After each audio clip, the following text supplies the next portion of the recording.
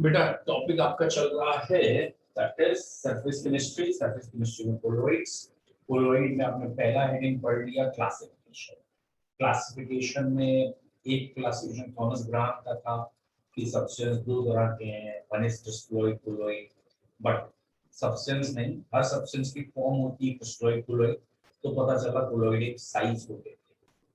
Followed by तीन तरह का सॉल्यूशन, आज की तारीख में मालूम है, true solution, colloidal solution and suspension. True solution वो सॉल्यूशन होगा जिसमें ट्रू सॉल्यूशन वो सॉल्यूशन होगा जिसमें सोल्यूट सॉल्वेंट बराबर है और टिंडल इफेक्ट ब्राउनिंग मूवमेंट नहीं शो करता। कोलोइडल सॉल्यूशन वो सॉल्यूशन है जो टिंडल इफेक्ट ब्राउनिंग मूवमेंट जैसी स्पेशल प्रॉपर्टीज शो करता है। कोलोइड्स की मेन प्रॉपर्टी है एंड ऑब्वियसली हेटेरोजीनियस मिक्सचर है, सोल्यूट और सॉल्वेंट के साइज में अंतर है। और ये भी आसानी से तो नहीं देखा जा सकता सोल्यूट और सॉल्वेंट को, जैसे ट्रू सॉल्यूशन को नहीं देख सकते, बट हाँ वेरी हाई पावरफुल माइक्रोस्कोप से देखा जा सकता है। Suspension solution that is simply suspended one, आपको सोल्यूट सॉल्वेंट आसानी से दिख जाते हैं तो उन्हें सस्पेंशन कहते हैं। फिर हमारा क्लासिफिकेशन है कोलोइड आसानी से बनते हैं या मुश्किल से बनते हैं या फिजिकल स्टेट के हिसाब से। फिजिकल स्टेट के हिसाब से एक टाइप का था, इसमें आपको याद रखना होगा इमल्शन किसे कहते हैं, लिक्विड एंड लिक्विड। जेल किसे कहते हैं, तो जेल अगर वर्ड का है तो आप कहोगे सॉलिड ज्यादा है लिक्विड कम है, यानी लिक्विड इन सॉलिड। तो डिस्पर्स फेज लिक्विड होगा और डिस्पर्शन मीडियम सॉलिड होगा। सिमिलरली ऐसी और वर्ड है जैसे फोम क्या है, तो gas in liquid is foam, जिसका एग्जांपल फ्रॉथ भी होता है, और gas in solid is also solid foam. Aerosol क्या है, तो सॉलिड इन एयर और liquid in air are the example of aerosol. तो ये एग्जांपल्स याद रखने हैं, नाम याद। फिर हमारा एक और क्लासिफिकेशन आया था कि कोलाइडल सॉल्यूशन के formation, interaction with disperse phase in dispersion medium, that is lyophilic and phobic. अगर इंटरेक्शन बहुत ज्यादा है तो फिलिक है, इंटरेक्शन कम है तो that is lyophobic.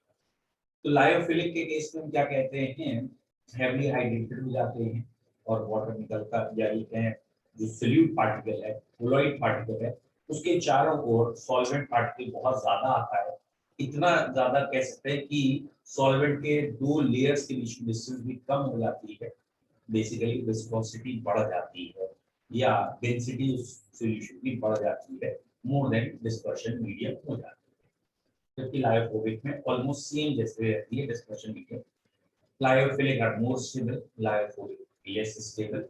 Lyophobic charge की वजह से स्टेबल होते हैं, लायोफिलिक वैसे भी स्टेबल रह सकते हैं। That means lyophilic are better colloid, but जो टिंडल इफेक्ट या ब्राउनिंग मूवमेंट है वो लायोफोबिक में ज्यादा होती है in comparison to lyophilic. Either lyophilic are also called as reversible chloride and lyophobic are called as irreversible chloride. तो एक बार हम इसको चेक जरूर कर लेंगे कि कोई पॉइंट हमारा रहा तो नहीं है फिलिक फोबिक इन सब में या किसी और में। अगर हमारे पास ये फैसिलिटी है तो देख लेते हैं यहाँ।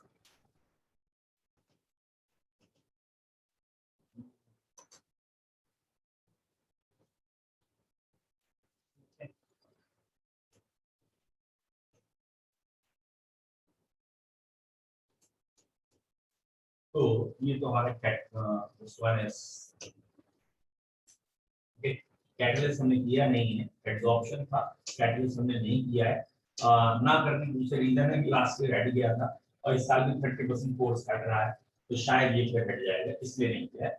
लेकिन बहुत छोटा है, इजीली कर देंगे। ओके, तो ये रहा हमारा कोलोइड चैप्टर। एक बार चेक भी कर लेते हैं साथ साथ में बेटा थोड़ा सा। Colloid is a heterogeneous system and मतलब ये तो शुरुआत की डेफिनेशन है। ये रहा classification, physical state of disperse phase, dispersion medium हो गया हमारा। नेचर ऑफ इंटरेक्शन जिसके लिए हमने किया lyophilic lyophobic. Types of particle वही मैक्रोमोलेक्युलर मल्टीमोलेक्युलर एसोसिएट। तो ये रहे एग्जांपल वो 8 टाइप के जैसे हमने किए थे। तो ये solid in liquid, solid in solid in solid, solid in liquid, solid in gas, ठीक है, सारे वर्ड्स हैं। बस हमें एक वर्ड हमारा नहीं दिख रहा है यहाँ पे, गैस इन सॉलिड, वो इन्होंने सॉलिड सॉल्व कहा है, जिसे हमने सॉलिड फोम कहा था, यहाँ सॉलिड सॉल्व कहा है। और बहुत सारे एग्जांपल हैं एनसीईआरटी में। फॉलोड बाय इमल्शन है जिसे हम थोड़ा सा आगे एक्सप्लेन करेंगे। ठीक है, बायोलॉजिकल इंपॉर्टेंस ये सब लिख दिया है। इसके बाद ये आ गया रिवर्सिबिलिटी, लायोफिलिक और लायोफोबिक में अंतर। मुझे लग रहा था इन्होंने टेबल बना के दिया होगा, सॉरी इन्होंने टेबल नहीं दिया है और इन्होंने सीधा ही मुझे लगा शायद टेबल में अच्छा एक्सप्लेन किया हो। लायोफिलिक लायोफोबिक ऐसे लिख दिया है, liquid level colloid salts directly form by mixing substance. ठीक है, this इसका मतलब इन्होंने कुछ खास नहीं दिया है और जितने पॉइंट हमने पढ़े हैं वो आ गए। ठीक है, अब हमने कल ये लास्ट पढ़ रहे थे मल्टी मॉलिक्यूलर कोलॉइड क्या है। लार्ज नंबर ऑफ एटम और smaller molecule aggregate to form a species having size in the colloidal range। Colloidal size बनाने के लिए बहुत सारे पार्टिकल इकट्ठे हुए तब कहीं जाके कोलॉइडल बना है। They are called as multi molecular colloid. For example gold sol कल बताया था, ठीक है, may contain particle of various size having many atoms। sulfur salt containing thousands of or more than thousand or more S8 sulfur molecule। Macromolecule का मतलब कल बता दिया था आपको अगर याद हो, ठीक है, in which the size of molecule may be। समझ में आ रहा होगा तो यहाँ क्या कहना चाह रहे हैं, macromolecules in suitable solvents form solution in which the size of macromolecule may be in the colloidal range and they are called as macromolecular colloid। These colloids are quite stable, resembles true solution in many respects। For example, naturally occurring macromolecule, starch, cellulose, protein, enzymes, and man-made macromolecules। ठीक है, man-made macromolecule are polythene, nylon, styrene, rubber, etc. also। अब हमारी last बात हो रही थी that is इस word को आप मिसील वर्ड कह लीजिए या माइसील कह लीजिए, माइसील फॉर्मेशन या एसोसिएट कोलॉइड के बारे में। बच्चों अगर आपको याद हो कल बताया था, some substances at low concentration behave as normal strong electrolyte but at high concentration exhibit colloidal behavior due to formation of aggregate। These aggregate thus formed are called micelles। तो कम कंसंट्रेशन में होते हैं तो ट्रू सॉल्यूशन की तरह behave करते हैं, एक लिमिट में कंसंट्रेशन आ जाती है इकट्ठे हो जाते हैं और उसको हम कहते हैं मिसील वर्ड, यानी कोलॉइड के लिए वर्ड है। जब वो कोलॉइडल रेंज में आ जाते हैं तो उसे कहते हैं मिसील। और ये शायद कल बता दिया था। और इन कोलॉइड्स को एसोसिएट कोलॉइड कहते हैं और एक पर्टिकुलर टेम्परेचर पे होता है जिसको हम KRAFT क्राफ्ट टेम्परेचर कहते हैं और above a particular concentration called critical micellization concentration। तो एक क्रिटिकल कंसंट्रेशन आएगी जिसके अबव हमेशा वो कोलॉइड में रहेंगे, जिसके बिलो हमेशा ट्रू में रहेंगे। They are called as associate colloid. ठीक है, ऑन डाइल्यूशन मतलब फिर से वो कंसंट्रेशन कम करेंगे तो ये कोलॉइड से हटके वापस ट्रू सॉल्यूशन में चले जाएंगे। Surface active agents such as soap and synthetic detergents belongs to this class। कल हमने शायद डिस्कस कर ही लिया था, सोप और डिटर्जेंट इस क्लास में आते हैं। फॉर सोप CMC is 10 की power -4 to -3 mole per liter। These colloids have both lyophilic lyophobic part। Micelle may contain as many as 100 molecule or more। Micelle में 100 या 100 से ज्यादा मॉलिक्यूल हो सकते हैं। तो ये बच्चों इन्होंने मिसील फॉर्मेशन को बताने की कोशिश की है कि ये मिसील फॉर्मेशन कैसे बनता है। ठीक है, तो अभी हम पहले इसको देख लेते हैं मिसील फॉर्मेशन को ये क्या कहना चाहते हैं। ठीक है, फिर अगली हेडिंग पे आएंगे। बच्चों मिसील फॉर्मेशन क्या है? ठीक है, तो ये जो एसोसिएट कोलॉइड हैं, एसोसिएट का मतलब आपको क्लियर हो ही गया होगा, जुड़ एक लिमिटिंग कंसंट्रेशन तक तो ट्रू सॉल्यूशन की तरह बिहेव करते हैं। मतलब जब ये कम होते हैं तो घुल मिल के रहते हैं कायदे से एकदम ट्रू सॉल्यूशन की तरह, तुम मेरा भाई मैं तेरा भाई।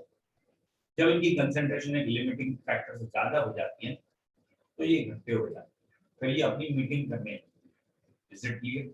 अब ये मिसील बन जाती है, कोलॉइड पार्टिकल बनते हैं। ये देखना क्या है बेटा, सोप का एग्जांपल जैसे एनसीईआरटी ने दे रखा है या डिटर्जेंट का, और ये आगे के एक चैप्टर में भी है वैसे तो सोप बेसिकली होता क्या है, RCOONA होता है, सोडियम और potassium salt of carboxylic acid, इसे सोप कहते हैं। अब यहाँ पे जरा ध्यान देने वाला पॉइंट है, ये जो R है it is long chain alkyl group, ये 15-17 कार्बन की चेन होती है और उसके बाद ये CO नेगेटिव लगा होता है। तो सोप में ये अगले चैप्टर्स में पढ़ाया भी जाएगा, स्टीरिक एसिड होता है, ओलिक एसिड होता है या पाल्मिटिक एसिड होता है।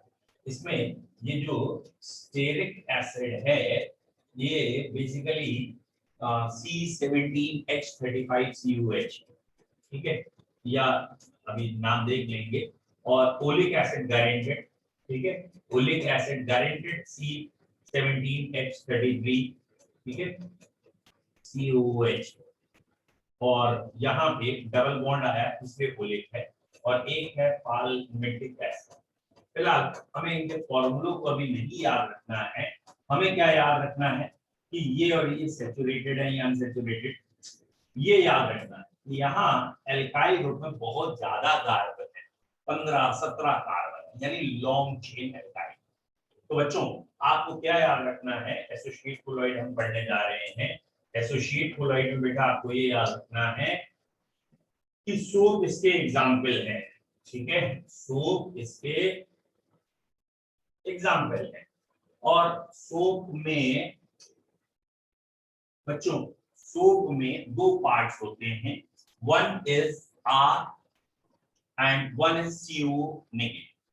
ये जो R पार्ट है ये पीछे से हम शो कर रहे हैं, सिर्फ टेल पार्ट भी कह देते हैं, R को हम कह देते हैं ये टेल एंड है या ये टेल पार्ट है।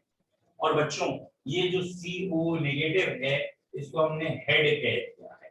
बेसिकली टेल और हेड का मतलब क्या है, ठीक है, टॉस नहीं करना है टेल के लिए, इसका मतलब है ये पानी में नहीं घुलना चाहता, इट इज हाइड्रोफोबिक पार्ट, यहाँ एक हाइड्रोफोबिक पार्ट है, और ये वाला पार्ट जिसमें नेगेटिव चार्ज है ये हाइड्रोफिलिक है। It is again a common sense. क्या है कॉमन सेंस भैया, R एल्काइल ग्रुप, ऑर्गेनिक चीजें, और like dissolve like, organic organic में घुलना चाहती, पानी में घुलना ही नहीं चाहती, तो ये हाइड्रोफोबिक है, पानी से रिपेल करता है, एंड CO नेगेटिव हाइड्रोफिलिक है, पानी से अट्रैक्ट होगा। तो ये RCO नेगेटिव जिसे हम सोप कह रहे हैं ये नेचुरल है, मतलब प्लांट ऑयल से बनाया जाता है सोप। आपने ground that is coconut oil ले लिया, या आपने और कोई ऐसा ऑयल ले लिया जो natural mineral sorry vegetable oils हैं, तो इन नेचुरल ऑयल्स में आप NaOH मिलाइए, इजीली आप सोप तैयार कर लेंगे। और इस सोप के अंदर दो पार्ट दिखेंगे, R जो पानी में नहीं घुलना चाहता इट इज फोबिक, और एक CO negative it is philic. यहाँ पे समझ में आना चाहिए। इसके बाद जैसे ही हम इस सोप को पानी में ऐड करते हैं तो क्या होता है, यूजुअली हम ये कहना चाहते हैं कम कंसंट्रेशन में ये फिलिक वाला पार्ट पानी के अंदर दिखता है, फोबिक बाहर दिखता है सरफेस। दैट मींस जब तक कंसंट्रेशन कम है तो खाली फिलिक पानी के अंदर और एक होमोजेनियस सॉल्यूशन बनाने की कोशिश करता है, फोबिक बाहर, फोबिक अंदर भी नहीं आता। बट जब इनकी कंसंट्रेशन इतनी ज्यादा हो जाती है, जैसे यहाँ 5 की पावर -3 से -4 या 100 कोलाइड मॉलिक्यूल 100 मॉलिक्यूल इंटीग्रेट हो जाए, तो ये इकट्ठे होकर सबके सब पानी के अंदर आ जाए। बेटा इकट्ठे होके जब ये अंदर आ गए तो इन्होंने किया क्या, जरा ध्यान दो, शायद समझ में आया। तो ये मैंने जो बाहर की ओर दिखाया है ये ऐसे दिखाया नेगेटिव, मतलब यहाँ बेटा R पार्ट अंदर हो गया। ध्यान से देखिए, जैसे ना सॉक्स इनवर्ड करते हैं ना, बिल्कुल वैसे ही है, यानी सारा का सारा नेगेटिव पार्ट सरफेस पे, और सरफेस पे आने के बाद it is just like a ball, जैसे बॉल होती है ना, अब उसको बॉल को दिमाग में इमेज करो क्या कहना चाह रहे हैं। या फ्लावर्स अगर आपने देखे हैं, फ्लावर के बंचेस देखे, तो फ्लावर में एक स्टिक नीचे है, ऊपर फ्लावर, जैसे जनरली हम देखते हैं।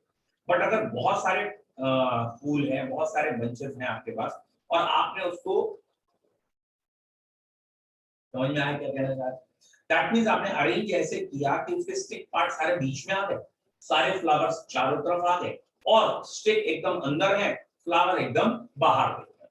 तो ये पानी के अंदर जब मूव करते हैं तो हाइड्रोफिलिक पार्ट हाइड्रोफोबिक पार्ट को एक तरीके से अंदर अपने एम्बेडेड कर लेता है, अपने छुपा लेता है, क्योंकि हाइड्रोफोबिक तो पानी को लाइक नहीं करता, वो तो फिर बाहर निकलने की कोशिश करेगा, लेकिन वो चारों तरफ से हाइड्रोफिलिक से ही घिरा है। उस पूरे सर्किल में चारों तरफ क्या है, हाइड्रोफिलिक। और ये जो साइज बन के आया इस समय, ये कोलॉइडल साइज है, इसीलिए इसे मिसील कह दिया है। तो यहाँ फॉर्मेशन ऑफ मिसील एक हेडिंग हो गई। एक बार फिर समझने की कोशिश करो क्या कहना चाहते हैं। ये देखिए, अगर आपको दिख रहा हो तो ये तो क्लीनिंग एक्शन में दिख गया है। ये अगर आपको डायग्राम दोनों क्लियरली दिख रहे हो, थोड़ा और इसको इनलार्ज करता हूँ, ठीक है। ये पहले डायग्राम में अगर आपको दिख रहा हो तो स्टेरेट आयन बाहर की तरफ है, या वाटर के अंदर आ रहा है, that is CO negative part, और वाटर के बाहर की ओर निकल रहा है आपका R पार्ट, एल्काइल हाइड्रोफोबिक बाहर और हाइड्रोफिलिक अंदर। और थोड़ी देर बाद जब इनका कंसंट्रेशन बढ़ जाता है, they all come together and form this, और ये चीज जो बनी इसका नाम रख दिया इन्होंने आयनिक मिसील। ये आयनिक मिसील बन गया। तो देखिए अरेंजमेंट है एट लो कंसंट्रेशन, पहला वाला अरेंजमेंट है when the bulk of water, या आयनिक मतलब वाटर के अंदर इसके मॉलिक्यूल्स का बल्क या आयंस के बल्क आ गया एट क्रिटिकल माइसिलाइजेशन और मिसिलाइजेशन कंसंट्रेशन ऑफ सोल्ट, ठीक है। तो ये CO नेगेटिव का वो वाला पॉइंट है जिसको हमने यहाँ आयनिक मिसील के रूप में एक्सप्लेन किया है, ठीक है। तो यहाँ these may contain as many as 100 ions। जब साइंटिस्ट को ये पता चला कि भैया साबुन का क्लीनिंग एक्शन भी इसी वजह से है कि साबुन में दोनों पार्ट है, हाइड्रोफिलिक भी हाइड्रोफोबिक, तो उनका दिमाग चला भाई हम नेचर पे क्यों डिपेंड रहे, हम खुद ही बना लेते हैं लैब में, हम नेचुरल ऑयल ही क्यों लें, क्योंकि ऑयल RCO नेगेटिव है। उन्होंने SO3Na लेना शुरू कर दिया और बाकी और डिटर्जेंट बने। डिटर्जेंट मतलब सिंथेटिक जो बने हैं, और नेचुरल ऑयल से जो बनाए जाते हैं दैट इज कोकोनट ऑयल से, ग्राउंडनट ऑयल से, या और किसी नट ऑयल से, तो ये चीजें जितनी भी हैं they are termed as soaps. उन ऑयल से बनने वाले सोप्स होते हैं, और जो लैब में बने हुए हैं वो डिटर्जेंट्स कहलाते हैं। तो दोनों का कंपोजिशन ऑलमोस्ट ये कहना चाहते हैं, जो डिटर्जेंट्स हैं उसमें CONA ग्रुप नहीं होता, उसमें SO3Na होगा या बाकी ग्रुप्स हो सकते हैं, ठीक है। फिलहाल अब हमें बात करनी है क्लीनिंग एक्शन कैसे करते हैं। बेसिकली ना सोप का जो क्लीनिंग एक्शन है बच्चों, it is cleaning action of soap is for oils, ये ऑयल के लिए है। अरे यार जो इम्प्योरिटीज पानी से धुल सकती हैं तो पानी धो के ही हटा ही देगा, पानी में सॉल्यूबल। जो इम्प्योरिटी पानी में नहीं घुल रही है या पानी से नहीं सेपरेट हो रही, बेसिकली वो ऑयल या ग्रीस है, तो उनको हटाने के लिए ही हम सोप और डिटर्जेंट्स का यूज करते हैं। तो पॉइंट क्या है, कैसे धुलते हैं। तो ये लेट सपोज कोई क्लॉथ है, उसमें ये कोई स्ट्रेन है, ऑयल का स्ट्रेन है, इन्हें अलग करना है, तो हमने सोप ऐड किया। वो जो सोप आएगा यहाँ पे पॉइंट देखिएगा क्या है, इसके अंदर चला जाएगा R और इसके सरफेस पे आएगा CO नेगेटिव। मतलब इस जो ऑयल स्ट्रेन है, मैं खाली ऑयल स्ट्रेन को फोकस करने के लिए कह रहा हूँ और इस क्लॉथ को नहीं, तो ये जो ऑयल स्ट्रेन है इसके अंदर ये ग्रुप आ गया, कौन सा, दिस R ग्रुप, और सरफेस पे कौन आ गया, CO नेगेटिव। प्रैक्टिकली सोच के देखिएगा, यहाँ स्ट्रेन लगा है, इस स्ट्रेन के अंदर चला गया है R ग्रुप, सरफेस पे CO नेगेटिव।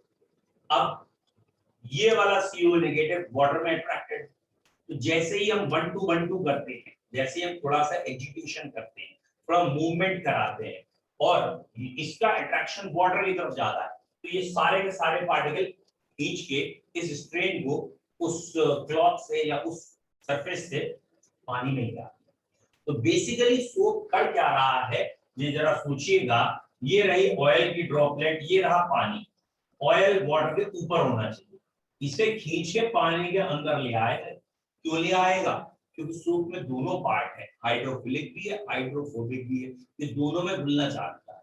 यानी बेसिकली दो चीजें क्यों डिसॉल्व नहीं होती, बिकॉज उन दोनों में एक सरफेस टेंशन का चक्कर आ रहा है उसकी वजह से।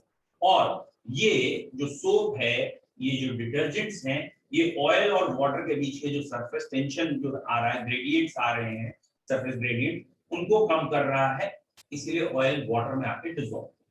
तो क्लीनिंग एक्शन ऑफ सोप में क्या है? क्लीनिंग एक्शन ऑफ सोप में यही है कि जो भी ऑयल के स्ट्रेन है उसमें आर पार्ट चला जाता है, CO नेगेटिव वाटर में रह जाता है, और जब बहुत सारे CO नेगेटिव आ जाते हैं और फोर्स ऑफ अट्रैक्शन वाटर का बढ़ जाता है, ये पूरा स्ट्रेन निकल के वाटर में आ जाता है, और ये वाटर में भी अंदर एम्बेडेड, यानी ऐसा नहीं है कि वाटर के खाली सरफेस पे दिखेगा ये वाला ग्रुप, पूरा वाटर में जाके डिसॉल्व एक तरीके से दिखेगा। यानी ये रहा क्लीनिंग एक्शन ऑफ सोप। ध्यान से देखिए शायद आपको क्लियर हो जाए।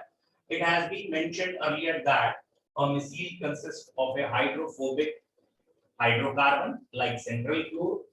The cleaning action, the cleansing action of a soap is due to the fact that soap molecule form micelle around the oil droplet. ये oil droplet के चारों ओर एक तरीके से micelle बना लेता है in such a way that hydrophobic part of stearate ions is in the oil droplet and hydrophilic part projects out of the grease droplet like the bristles. तो कुछ पार्ट अंदर चला गया, कुछ बाहर आ गया, जैसे ब्रिसल्स बाहर होते हैं ना ब्रश के वैसे।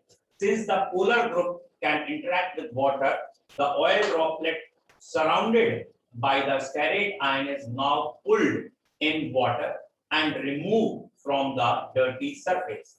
Thus, soap helps in emulsification and washing away of oil and fat. The negatively charged sheet around the globules prevent them from coming together and forming aggregates. ठीक है, तो यही वाली एक हेडिंग या यही कह लीजिए, थोड़ा डिटेल सोच के देखोगे तो कोरोना वायरस में भी जो आजकल बार बार कहा जाता है कि हाथ धोइए 20 सेकंड धोइए और सो एंड सो, फिलहाल वो हम उस साइंस में नहीं जा रहे हैं, बट है वही चीज कि उस वायरस की अपर लेयर मानी जा रही है फैटी है, और ऑयल फैट के अंदर सोप चला जाएगा, उसको ऊपर की लेयर हटा देगा, then it becomes little bit weaker और हॉटर। तो इसीलिए कह रहे हैं आप हैंड वॉश करें। बच्चों अगर आपको दो वर्ड अभी तक क्लियर हुए हो, पहला वर्ड था हमारा कि हम पढ़ रहे थे आज की कोलॉइडल सॉल्यूशन में क्लासिफिकेशन है पार्टिकल के ऊपर, कोलॉइड पार्टिकल के नेचर के ऊपर, that is multi molecular colloid, macro molecular colloid, associate. क्या ये तीन वर्ड क्लियर है?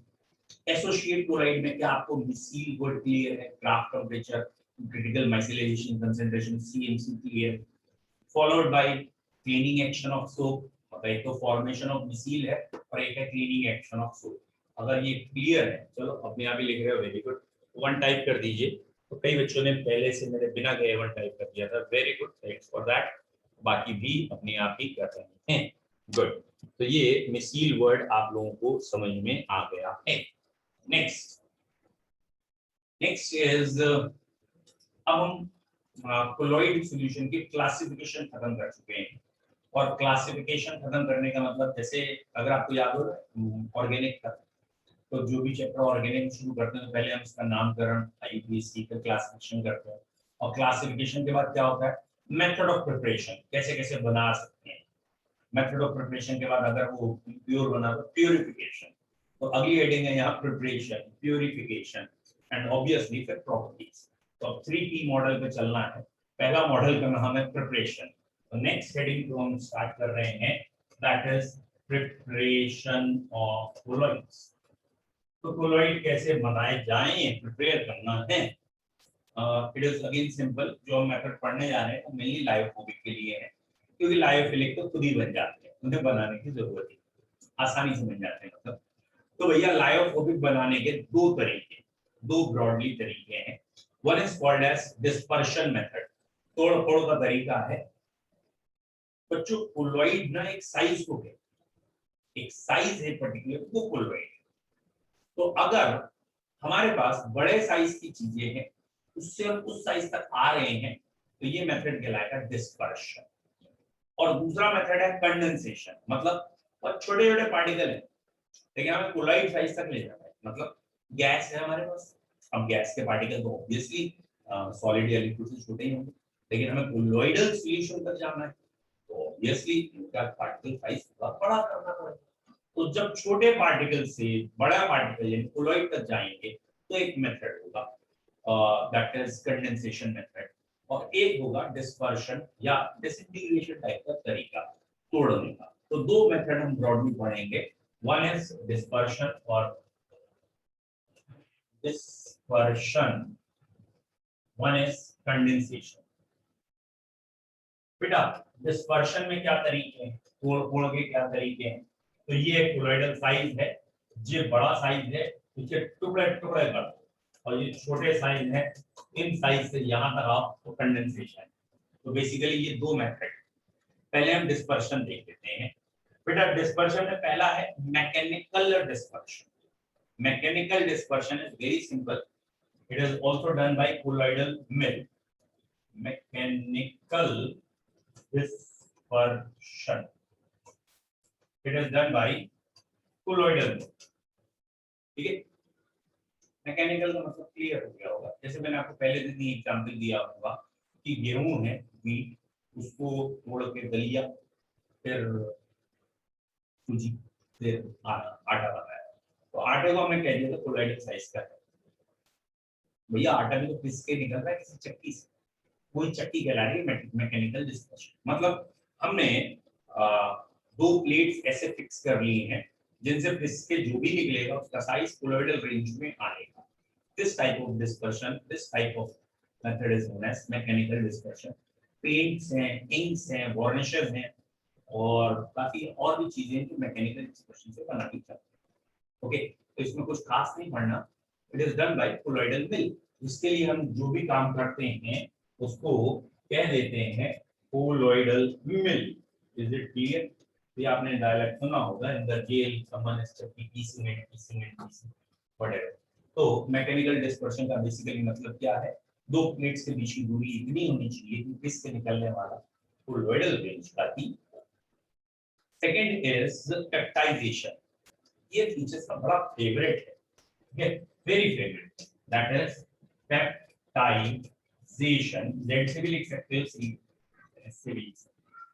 तो व्हाट इज पेप्टाइजेशन? पेप्टाइजेशन किसे कहते हैं बच्चों?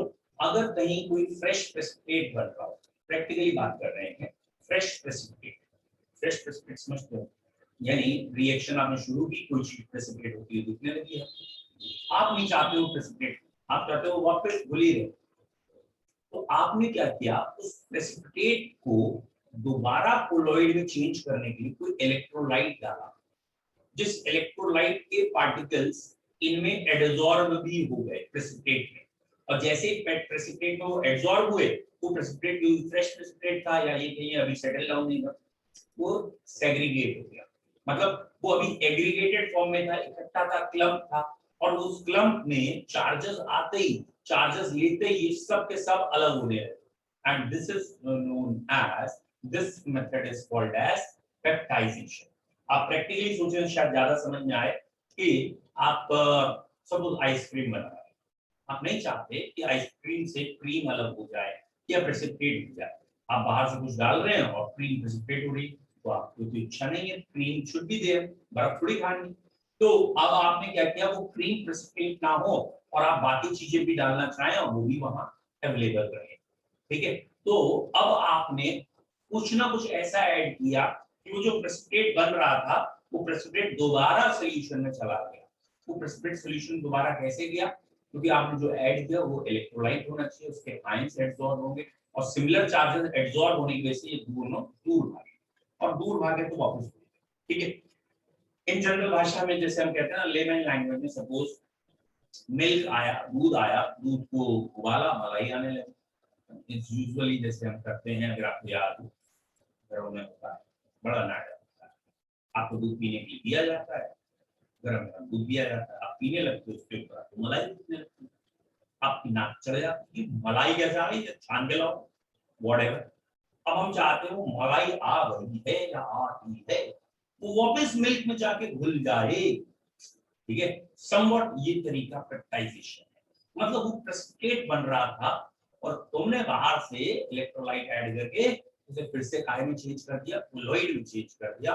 This method is known as peptization. तो डेफिनेशन क्या है? Conversion of a freshly prepared precipitate into sol, colloidal solution sol कहते हैं। Conversion of a freshly prepared precipitate into sol by addition of, by use of suitable electrolyte। एक suitable electrolyte डाला और वो जो freshly prepared precipitate था वो अपने colloidal form में चला गया। तो conversion of a freshly prepared precipitate into colloidal form with use of suitable electrolyte is known as peptidization। तो peptidization क्या है? ये है भैया FeCl3 का, FeCl3 का होता है, FeOH होता है, अभी चेक कर लेता हूँ। FeOH ऑक्साइड होता है ना, ये प्रेसिपिटेट में होता है और इसमें जैसे ही FeCl3 ऐड करते हैं तो ये FeOH ऑक्साइड के सॉल में चेंज हो जाता है। तो ये फ्रेशली प्रिपेयर्ड प्रेसिपिटेट से सॉल में चेंज होने का तरीका कहलाता है बच्चों पेप्टाइजेशन। बोलो पेप्टाइजेशन क्लियर है? ठीक है, ओके, वेरी नाइस, क्लियर हो गया व्हाट इज पेप्टाइजेशन। नेक्स्ट, तो दो मेथड हो गए, एक हो गया आपका एक मेथड हो गया आपका डिस्पर्शन का, mechanical dispersion with use of colloidal mill, और दूसरा मेथड हो गया आपका ये peptization. Third one is known as Bredig's arc method. देख लेंगे ब्रिडिक्स है क्या है, आर। ये मेथड भी बड़ा अच्छा मेथड है। गोल्ड प्लेटिनम इन मेटल्स के लिए है, हेवी मेटल्स नोबल मेटल्स इनके लिए मेथड। इसमें हम करते क्या है, समवॉट ऐसा कुछ है, टैंक ले लिया है, इसमें हमने ये गोल्ड की या प्लेटिनम की रॉड्स ले ली हैं, ठीक है, ये रॉड्स ले ली हैं गोल्ड या प्लेटिनम, इनको कनेक्ट किया, बहुत हाई वोल्टेज, वही चला आ रहा है शुरू से ही, जब से थॉमसन का मॉडल चला आ रहा है, 10,000 वोल्ट जो है हमने वोल्टेज दी, बहुत हाई। इतने हाई वोल्टेज में मेटल वेपोराइज हो, यहाँ नीचे पानी रखा है, पानी, और पानी में कोई ना कोई हमने ऐड किया है इलेक्ट्रोलाइट, यहाँ इलेक्ट्रोलाइट डाल के रखते हैं पहले से। पूरे सिस्टम को ठंडा कर दिया गया है आइस से, तो चिल्ड कर दिया है, यहाँ रख दिया है आइस, पूरे सिस्टम। जैसे स्विच ऑन किया ये वेपोराइज हुए, और ये स्विच ऑन होते ही वेपोराइज हुए, गैस बन गए, लेकिन ये चिल्ड होने की वजह से कंडेंस नहीं होंगे, नीचे आएंगे और यहाँ इन्हें चार्जेस मिल जाएंगे, और चार्जेस इन्हें सेपरेट रखते हैं। तो भैया ये बन रहा है सोने का अर्क जिसे कहते हैं ना, गोल्ड वाटर, ठीक है, दैट इज इस तरीके से बन जाएगा गोल्ड वाटर और प्लेटिनम वाटर और समथिंग लाइक दिस। तो यहाँ इस मेथड का नाम है पेप्टाइजेशन, ठीक है। अब एक आध बच्चे ने कुछ क्वेश्चन पूछा है, सर मेटल वेपोराइजेस विद स्मोक। अब यार इसका क्वेश्चन का बेटा इस क्वेश्चन का लॉजिक थोड़ा सा और आप जो भी बच्चा है आप बताएंगे कि व्हाटएवर, मतलब पूछना क्या है इसमें, ये क्वेश्चन आपके अगर दिमाग में आया क्या मेटल वेपोराइज होता है विद स्मोक, मतलब करना क्या है, तुमने कौन सा बीड़ी पी नहीं बैठ के है, मेटल वेपोराइज विद स्मोक। अगर किसी बुक का या कहीं कोई क्वेश्चन आया है ऐसा तो मैं इसे चेक करूंगा, बट इसका मुझे लॉजिक भी पता होना चाहिए ना कि आपने ये स्मोक किस टर्म में यूज किया है, ठीक है, क्योंकि अगर आप smoke is also a form of colloidal solution, gas, solid in gas जो है स्मोक कहलाता है, ठीक है, तो उस टर्म में यूज किया या किस टर्म में, तो वो आप एक्सप्लेन और करो, क्वेश्चन मुझे क्लियर नहीं है, सीधी बात।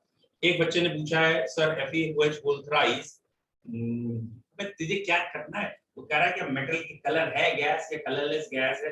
भैया गैस बन गई है और gases, different gases different type of, otherwise in general हम उससे कलरलेस नहीं मानेंगे। एक ने पूछा इसका कलर, ओ सॉरी, FeOH वोल्थराइज सॉल्ट का कलर रेड होता है, हाँ ये रेड होता है, एक बार चेक कर लेता हूँ क्योंकि हमारे कोर्स का है। देखो इन्होंने केमिकल मेथड से शुरू किया, ये मैं ब्रिडिक्स आर्क मेथड आपको बता रहा हूँ, एनसीईआरटी में का है। और अरे पेप्टाइजेशन ये रहा, ड्यूरिंग पेप्टाइजेशन ये रहा पेप्टाइजेशन, इसमें दे रखा है it may be defined as the process of converting precipitate into salt by shaking with dispersion medium in presence of small amount of electrolyte. The electrolyte used for this purpose is called peptizing agent. Okay, freshly prepared precipitate into salt, colloidal salt. During peptization, it adsorbs. ये मैं आपको पहले ही बता चुका हूँ. Adsorb electrolyte on the surface. This causes development of char. अरे यार इनने ना वो नहीं लिखा कलर क्या, लेकिन जहाँ तक मुझे ध्यान आ रहा है FeOH whole price is whatever जो मैं कहना चाह रहा हूँ वही है, रेड कलर ही है, ठीक है।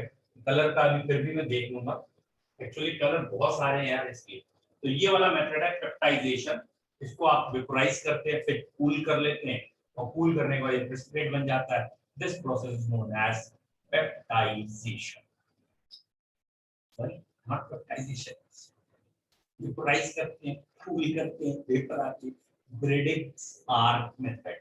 तो ब्रिडिक्स आर्क मेथड है, पेप्टाइजेशन इससे पहले था भाई प्रेसिपिटेट को कोलाइडल में चेंज करना, पेप्टाइजेशन। ये ब्रिडिक आर्क मेथड में दोनों हुए, डिस्पर्शन भी हुआ है, कंडेंसेशन भी हुआ है, बट ओवरऑल डिस्पर्शन हुआ है। ओवरऑल ये मेटल की रॉड फाइन पार्टिकल्स कोलाइड में गया तो ओवरऑल तो डिस्पर्शन हुआ, बट कंडेंसेशन भी हुआ है। तो दिख ही रहा कि वेपर्स बनी और वेपर्स कंडेंस हुई, तो इसलिए ये कंडेंसेशन भी हुआ है। बोलो बच्चों क्लियर है? ठीक है, चलिए बेटा आज थोड़ा कम रखेंगे, आज हम रखते हैं, कल इसे फिनिश करेंगे। Have a nice time, bye. Hello.